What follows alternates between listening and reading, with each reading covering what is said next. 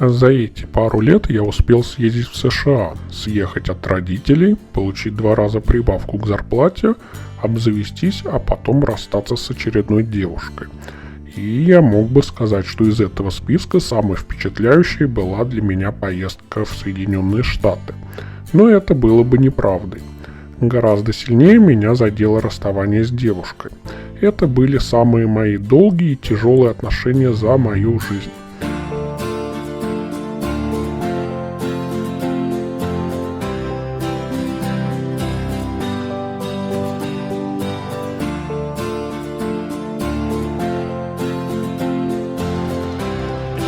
Нет в жизни барьеров, есть только видимость барьера и боязнь переступить, сделать шаг. Каждый из нас должен бороться. Я каждый день работаю на работе и плачу налоги. И я хочу, чтобы моя власть была подотчетной. Ура!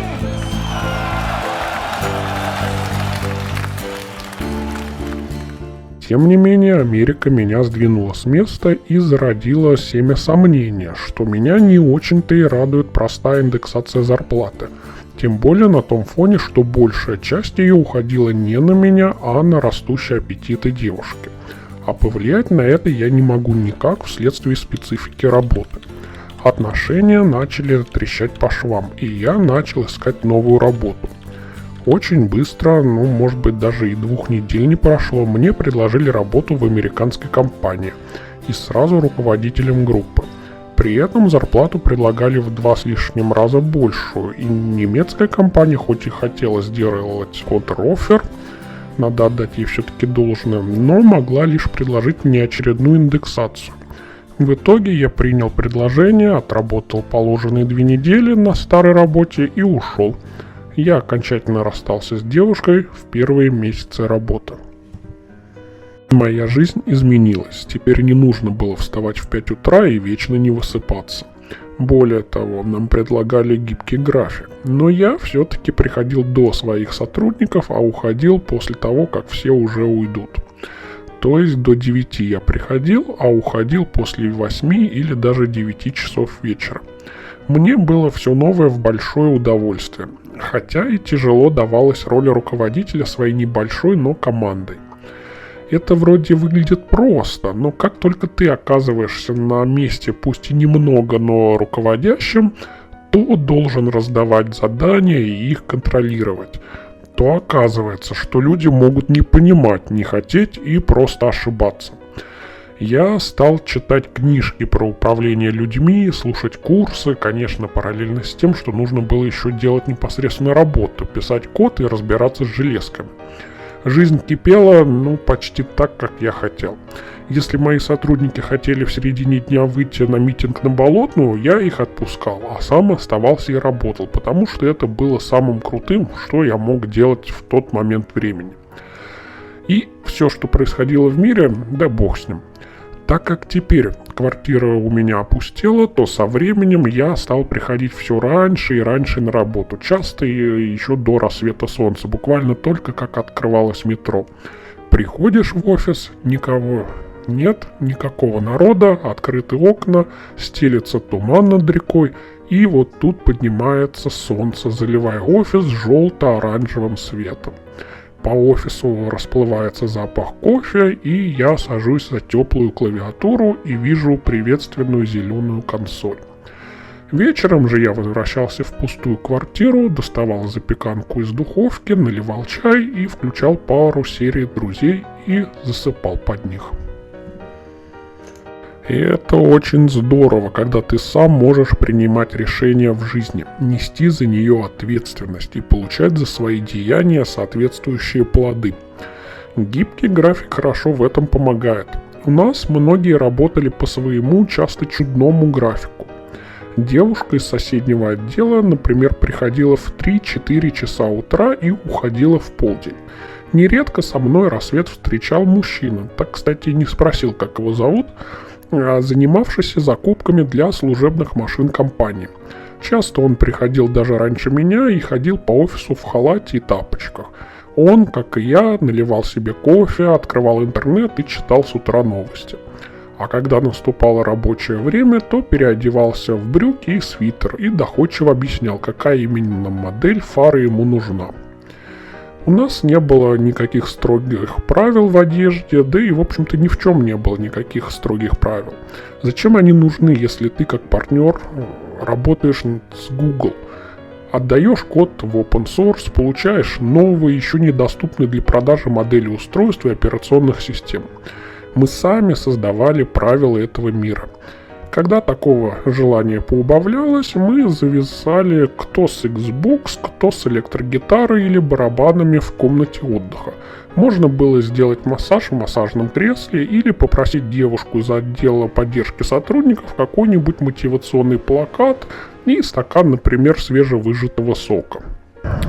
И снова никогда не забывайте, что вы живете в России. Однажды мужчине, заказывающему фары, дали задание заказать банкет для российских чиновников. Ну да.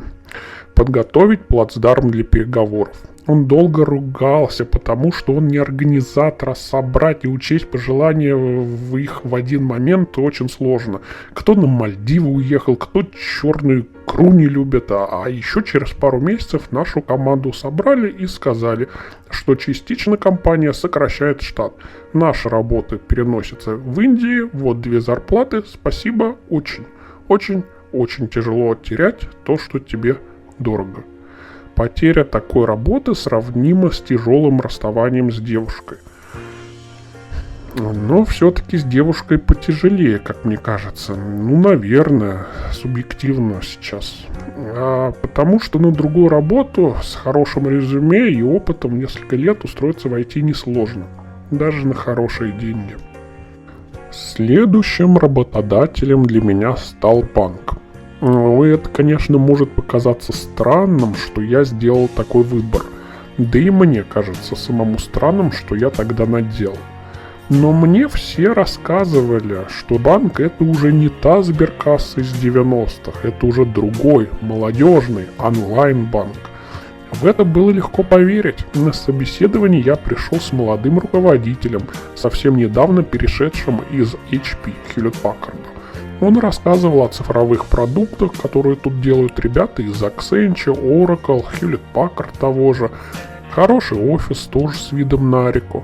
Пусть не такой фееричный, что у моего прошлого работодателя, но в целом сойдет. К тому же затягивать с поиском работы мне не хотелось, так как у меня появилась новая девушка, и как-то не солидно было быть безработным вместо прошлого статуса начальника. Я принял предложение, в котором была почти такая же зарплата, что и в американской компании, хотя мне показались достаточно странными 2 вещи. Странное третье собеседование с секретаршей моего начальника, но это как я думал тогда, и бывшим ее начальником. Какое это отношение имело ко мне было понять тогда тяжело. Кроме того, зарплата была разделена на 2 части. На зарплату, часть это оговоренной суммы, и на премию, которая бы дотягивала зарплату до этой самой оговоренной суммы. Премии выплачивались за 3 месяца скопом. И, как говорил начальник, могли бы быть выше в зависимости от результатов. Как вы догадываетесь, нет. Буквально сразу, как я устроился на работу, случилось присоединение Крыма к России. И рубль стал стремительно дешеветь, падать. А первую зарплату мне выплатили по изначальной договоренности. Конечно, в рублевом выражении никакого подвоха-то и не было. Но то, что вчера можно было съездить на эти деньги, условно говоря, на Мальдивы, сегодня хватало лишь на Египет. Первым делом я пошел к начальнику и спросил об индексации зарплаты, так как во время переговоров мы все-таки опирались на сумму в долларах, которую я просил, и в которую в договоре сконвертировали из моих ожиданий в рубли по курсу Центробанка. Начальник мне ответил, что никакого повышения не будет, что я живу в России и ничего не происходит. Я рассказал ему про покупательную способность рубля, про уровень жизни и несоответствие такого ответа, учитывая, что банк – это крупнейший и богатейший банк в стране. Но тщетно. За все время работы зарплату мне повышали один раз на пару процентов. Более того, после наложения санкций банк решил наложить санкции на сотрудников и снять премию до улучшения ситуации. Казалось. Впрочем, это не помешало под Новый год выплатить бонус правлению, о чем нам торжественно объявили в рассылке сотрудникам.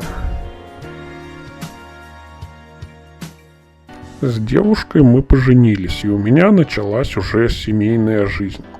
Но работа была тяжелым испытанием для нашей семьи, и чем дальше, тем хуже.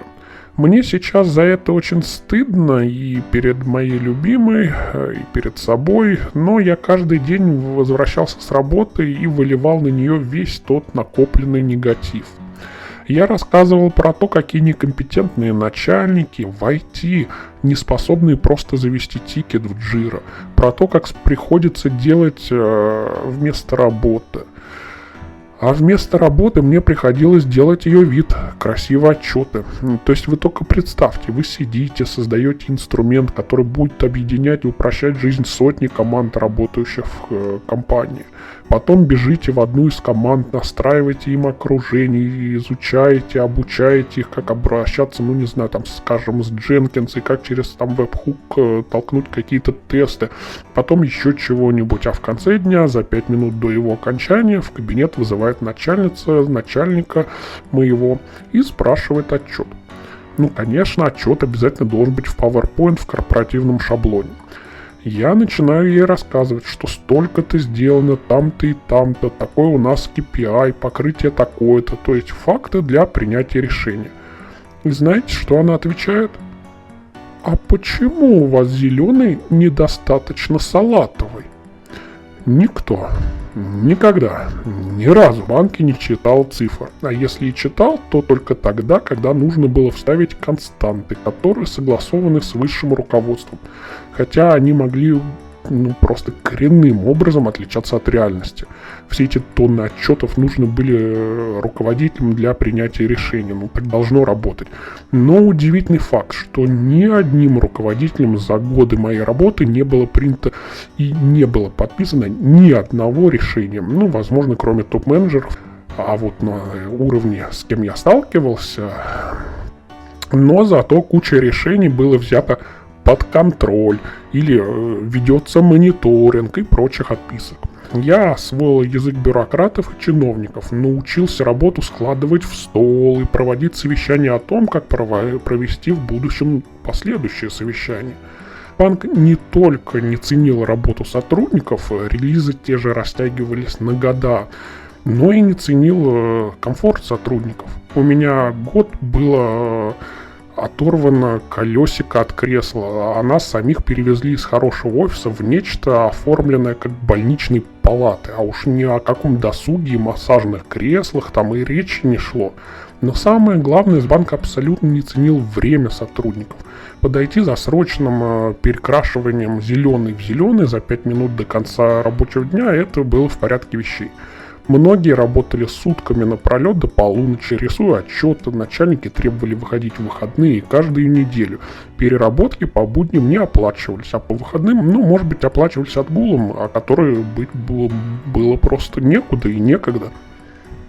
И я не скажу, что жизнь в банке была бесконечной гонкой на выживание. В конце концов, за это время мы с супругой много путешествовали. В каждый отпуск, в каждые праздничные дни у нас были запланированы поездки. Это нужно было, просто физически, чтобы вырваться, отключиться от этого гриндера банковской машины, переключиться на вино и пармезан, отключенные антисанкциями.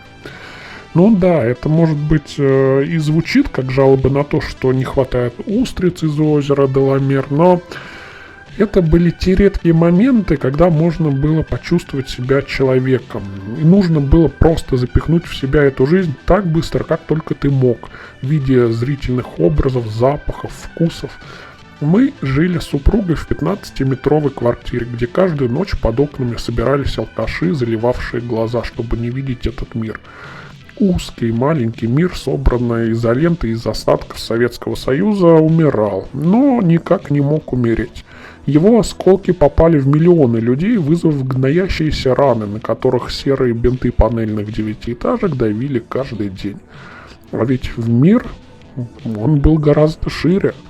Я уверен, что посещение разных стран, общение с разными культурами очень расширяет кругозор и приводит к пониманию, что мир, люди в нем живущие, очень разные, со своими разными мнениями, традициями, позициями, особенностями, что мир существовал бы и без России. Без России-то, в общем, и будет существовать, если такому суждено быть.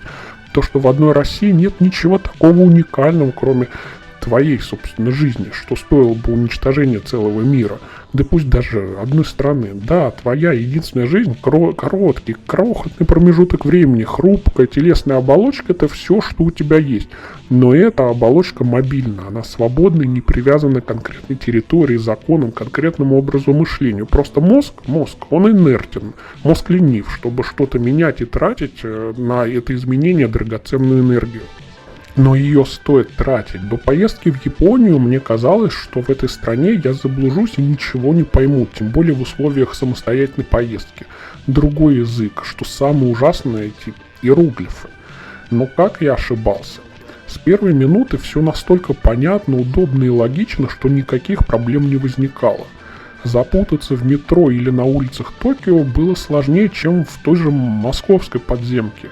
Да, в Японии совсем другая культура, странная и необычная, но это различие не может не нравиться, когда ты садишься на теплый унитаз и раздаются звуки пения птичек. То, что в каждом туалете и в мужском, и в женском стоят пеленальные столики, даже просто в общественном парке. Удивляет то, что рестораны могут быть на 7-м этаже с виду жилого дома, и в них нужно подниматься на обычном лифте, как в наших панельках. Удивляет то, что как пожилой садовник расческой расчесывает изумрудный мох на склоне синтоистского храма. Мир он богат и удивителен, и также может быть богат и удивительна жизнь человека, если он того захочет. Мне сложно с чем-то сравнить ощущения от вечера в серф-школе в Марокко. Вот я лечу на самолете до Касабланки, затем пересаживаюсь на местный рейс, и ни одного европейского лица не остается, только мужчины арабской внешности, женщины в хиджабах. Одна из них ведет в салон козу на поводке, а потом самолет садится. Мы едем на океан кататься на серфах. Точнее, весь день надо грести, пытаясь встать на доску, и вот ничего не получается. Я, весь уставший, с больными мышцами, солнечными ожогами, возвращаюсь в нашу школу, где мы, в общем, и живем. С инструкторами мы поднимаемся на крышу нашего кирпичного, кое-как достроенного дома. В море падает солнце. Приходит сестра инструктора и приносит огромный тажин с кускусом и бараниной. Я откусываю финик и запиваю верблюжьим молоком. Солнце окончательно уходит за горизонт. Раздается клич муаддина, и теперь можно приступать инструкторам к пище в священный месяц Рамадана. Вот сейчас, не дай вам Господь, побежать всем в программисты, которые не нужны. Не нужны сегодня программисты. У нас огромное количество программистов, с которыми мы боремся. Они нам не нужны, потому что нам программисты уже сегодня не нужны. Люди, которые работают в DevOps, это уже не программисты. Это постановщики задач, тестировщики и люди, которые обладают навыками программирования на какой-нибудь из языков.